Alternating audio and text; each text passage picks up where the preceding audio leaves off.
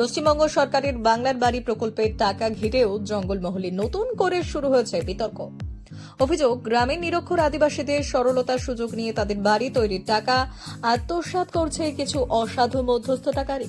অরণ্য সুন্দরী ঝাড়গ্রামে এই নিয়ে সরব হয়েছেন পঞ্চায়েত সমিতির প্রাক্তন সভাপতি তথা তৃণমূল কংগ্রেস নেতা উজ্জ্বল দত্ত।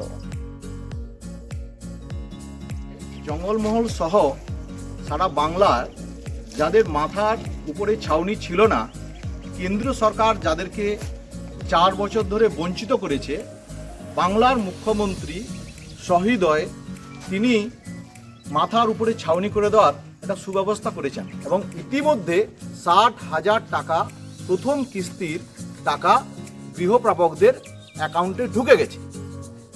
আমরা একটা খবর পেলাম যে একটা ভুয়ো চক্র, একটা র্যাকেট কি করছে, যে গরিব আদিবাসী মানুষের সরলতার সুযোগ নিয়ে একটা চুক্তিপত্রে সই করে ওই টাকা হাতে নেওয়ার চক্রান্ত করেছে।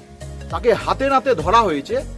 এই রকম যারা সংস্থা, যারা কিনা কিছু মিডলম্যানের মাধ্যমে এই র্যাকেট পরিচালনা করছে, গরিব মানুষের টাকাকে আত্মসাৎ করার যে চক্রান্ত করছে, তাদের বিরুদ্ধে আইনত তদন্ত করা হোক এবং আইনি পদক্ষেপ গ্রহণ করা হোক, যেন পরবর্তীকালে এরকম তারা সাহস না পায়। আমরা মুখ্যমন্ত্রীকে ধন্যবাদ জানাই যে কেন্দ্র বঞ্চনার সত্ত্বেও তিনি কিন্তু আজকে বহু মানুষের মাথার উপরে ছাউনি করার সুব্যবস্থা করেছেন।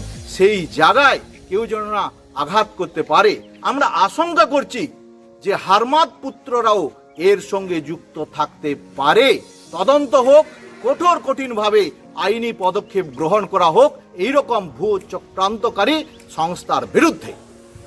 বাংলার বাড়ি প্রকল্পে প্রথম কিস্তির 60,000 টাকা করে দেওয়ার কথা স্বয়ং ঘোষণা করেছিলেন মুখ্যমন্ত্রী মমতা বন্দ্যোপাধ্যায় গত 17 ডিসেম্বর। নবান্ন থেকে দেওয়া নির্দেশিকায় জেলায় জেলায় পঞ্চায়েত সমিতিকে উপভোক্তাদের অ্যাকাউন্টে টাকা পাঠানোর ডেডলাইনও বেঁধে দেন তিনি।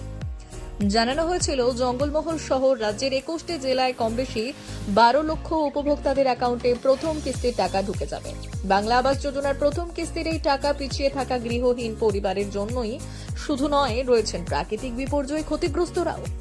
অভিযোগ, রাজ্য সরকারের দেওয়া বাড়ি তৈরির সেই টাকাতেও ভাগ বসাচ্ছে কিছু অসাধু চক্র।